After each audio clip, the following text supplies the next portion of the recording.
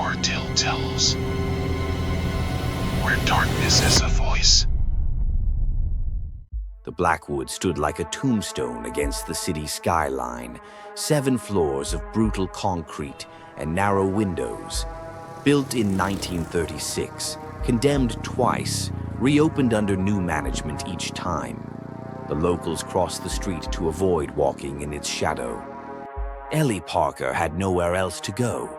3 months after finding her husband with the babysitter, her bank account was as hollow as her eyes. Apartment 713 at the Blackwood was all she could afford.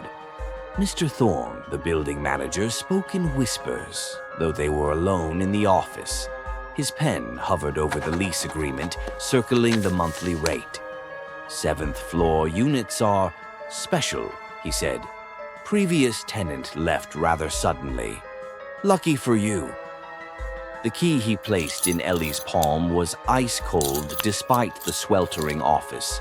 She noticed how his gaze never quite met hers, always fixing on a point just behind her left shoulder. One thing, he added as she turned to leave. The acoustics are unique in 713. You might hear echoes. It's just the building settling. The hallway carpet muffled Ellie's footsteps, yet she could hear them continue for seconds after she stopped moving. Each door she passed seemed to inhale slightly as she approached, the wood panels contracting inward before settling back into place. Apartment 713 was wedged between 712 and 714, though at first glance she could have sworn it wasn't there. The brass numbers hung askew, the 3 upside down so it resembled a distorted E. The air inside 713 tasted stale, metallic. Ellie's first breath caught in her throat as if the apartment itself had sucked away the oxygen. She flipped the light switch. The overhead fixture buzzed but remained dark, though she could swear a faint glow pulsed behind the frosted glass for just a moment. "Home, sweet home," she said. "Home, sweet home," came the reply, her words repeated in a voice that wasn't quite her own, slightly deeper, slightly slower. Ellie froze. The echo lingered a second too long before fading into the corners. Her possessions, the few she'd salvaged from her former life, looked wrong in this space. Foreign objects invading a body that rejected them. The photograph of her wedding day fell from the wall 3 times before she gave up hanging it. Above her, floorboards creaked in steady, deliberate patterns, back and forth, like someone pacing in precise, measured steps. The 7th floor was the top floor. There shouldn't be an apartment above her. She tried drowning out the noise with music, but her phone's speaker kept cutting out, the melody replaced by bursts of static that almost formed words. Sleep refused to come. The darkness felt tactile, pressing against her skin with gentle, probing pressure. The radiator in the corner clanked and hissed, its rhythm-forming syllables her mind struggled not to decipher. Don't look yet. Don't look yet. Don't look yet. In the closet, something scraped against wood. A small wooden box sealed with black wax that she hadn't noticed during unpacking now sat prominently on the shelf, though she was certain she'd never placed it there. Mrs. Costitch from apartment 711 cornered Ellie by the mailboxes, fingers digging into her forearm with surprising strength. The old woman's cloudy eyes seemed to see through her rather than at her. "I heard you moving things last night," she whispered. "But it wasn't you moving them, was it?" Ellie tried to pull away. "I don't know what you mean." Mrs. Costitch leaned closer, breath smelling of decay. "The echo. It always starts with the echo, then the rearranging, then the box. Have you opened it yet?" "What box?" The old woman's face contorted into something between pity and terror. "When you hear yourself speaking words you haven't said yet, that's when you'll know they've chosen you." The knife slipped, drawing a thin line of blood across Ellie's finger. She gasped at the sudden pain. The apartment gasped back, a perfect mimic, but stretched too long, the sound rising in pitch until it became almost a moan. She dropped a fork. It clattered against the linoleum.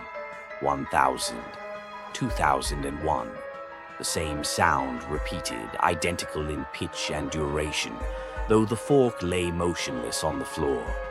When she reached for a paper towel to stop the bleeding, her reflection in the microwave door showed her hand already bandaged, a glimpse of what would happen moments before it did. The wallpaper in the bathroom came away in strips, revealing older patterns beneath.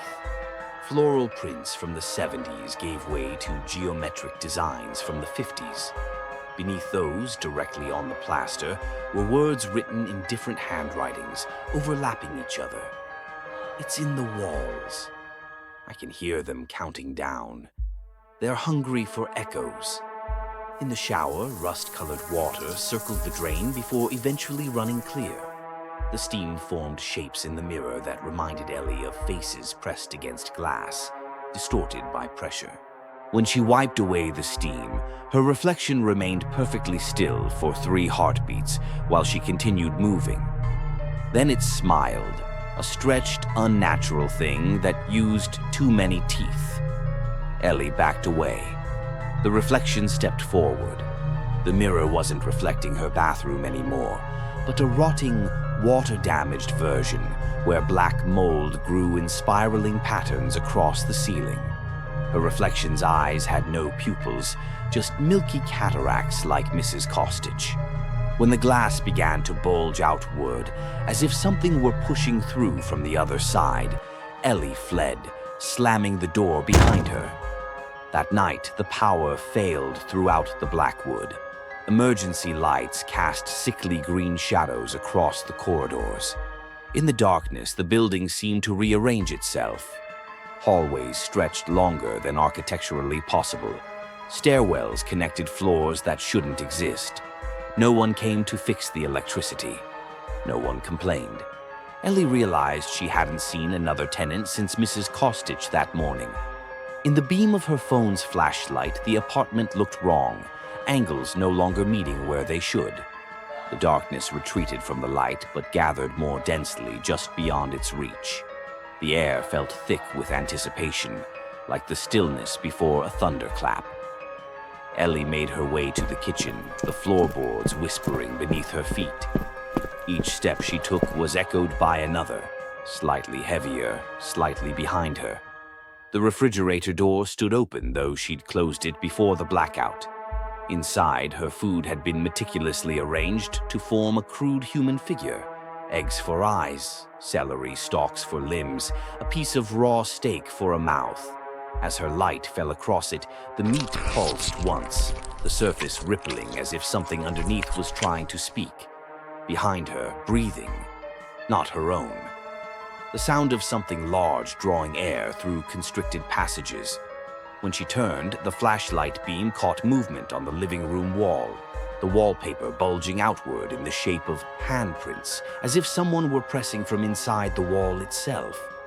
The pattern of the fingers was wrong, too many joints, too long. As she watched, frozen, a new handprint formed. The wall bulged, plaster cracking around the edges of an impossibly large palm. Ellie decided she wouldn't spend another minute in apartment 713. She didn't care about the security deposit or her few possessions. Nothing was worth another night with the echoes. She packed a small overnight bag. The wooden box from the closet appeared on her bed. She had no memory of retrieving it. The black wax seal had been broken, the lid slightly ajar. The dresser drawer slammed shut on her fingers with such force that the entire piece of furniture shuddered. The pain was immediate and shocking. When she finally managed to free her hand, perfectly formed teeth marks ringed her knuckles, the indentations already darkening to bruises. The dresser had no teeth, but something inside it did. The elevator lights glowed, but the car never came, no matter how many times she pressed the button. The stairwell door refused to open, not locked, but as if someone on the other side was holding it shut. Her phone showed no signal, though she'd had perfect reception that morning. When she tried the landline, the earpiece produced only a sound like distant, muffled screaming. She was trapped on the 7th floor. Ellie screamed for help, pounding on her neighbors' doors. A few opened just a crack, revealing slices of darkness and nothing more. From behind one, she heard Mrs. Costich's voice. "We can't help you." "You're in 713 now. The counting's already started." Down the hall, the elevator dinged. When the doors slid open, the car wasn't there, just a black shaft that seemed to descend forever. Back inside 713, the darkness had deepened, gathering substance and weight. It pressed against her skin like damp silk, each point of contact leaving a chill that penetrated to the bone. She could hear the building settling around her, not random creaks and groans, but deliberate movements. Beneath the floorboards, something vast was shifting, realigning. The wooden box on her bed had opened fully now. Inside was a small handheld mirror, its surface black as ink. Despite every instinct screaming not to touch it, Ellie found herself drawn to the mirror. Its surface wasn't reflective glass, but a liquid darkness that rippled when she moved. As she leaned closer, her reflection appeared, but wrong. The eyes were empty sockets, the mouth stretched in a silent scream. Behind this doppelganger stood dozens more figures, each one recognizable as her, but in progressive states of decay. As she watched, they began to count backward in unison. 7, 6, 5. Ellie barricaded herself in the bathroom, the only room with no windows or vents large enough for entry. The darkness seeped under the door regardless, forming pools on the tile that moved against gravity. The tapping started an hour later. Gentle at first, then insistent. Not knuckles on wood, more like something with claws trying to scratch its way in. Between taps, she heard whispering, dozens of voices layered over each other, some speaking languages she didn't recognize. But she understood the message. Let us in. We're so hungry for echoes. Her phone battery died, plunging her into absolute darkness. The tapping stopped. In the silence that followed, Ellie felt breath on the back of her neck. A voice whispered directly into her ear. "We've been waiting for someone who can hear us. The others couldn't hear until it was too late." The bathroom mirror shattered without being touched. Each fragment contained a different face. Some she recognized as her own at different ages. Others were strangers, their faces contorted in silent screams. All the mouths moved in perfect unison. "There is no escape from the Blackwood. We are the Blackwood." The floor beneath her feet grew warm, then hot. Looking down, Ellie saw the tiles separating, revealing not the apartment below, but a churning darkness filled with reaching hands and half-formed faces. The hands belonged to the previous tenants of 713. Dozens of them, all trapped in the spaces between walls, in the shadows that moved when you didn't look directly at them, in the echoes that answered when no one was there. The truth about the Blackwood was hidden in plain sight for those who knew where to look.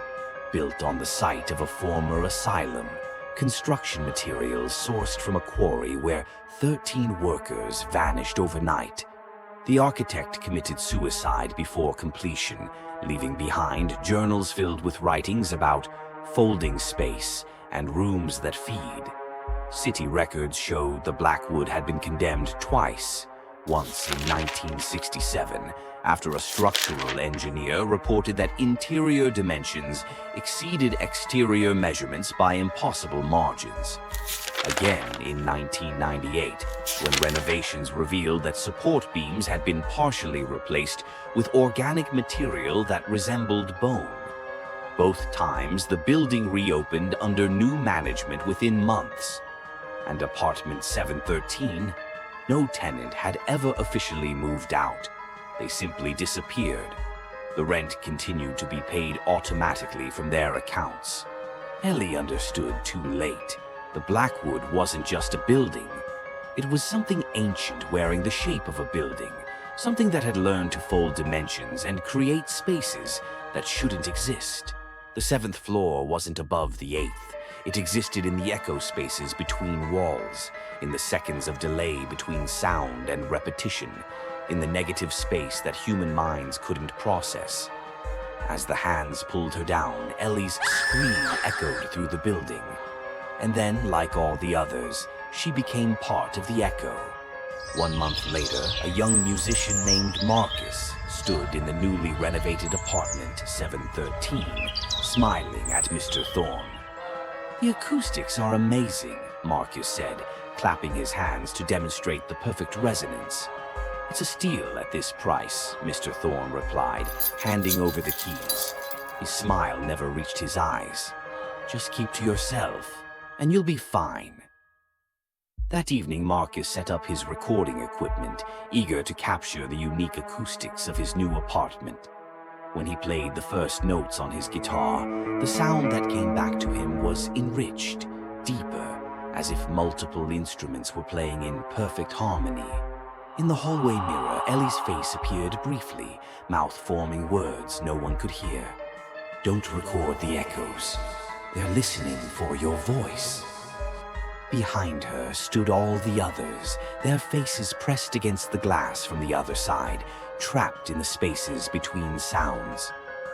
Later that night, when Marcus played back his first recording, he noticed something strange in the background, a whisper layered beneath his guitar, growing progressively louder with each repetition. It wasn't his voice.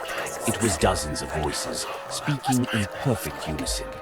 And they were counting down from 7. The Blackwood is always hungry for new echoes, always listening for voices to collect, always waiting for someone who can hear what the walls are really saying. When you speak and your words come back changed, that's when you'll know they've chosen you next. 3, 2, 1.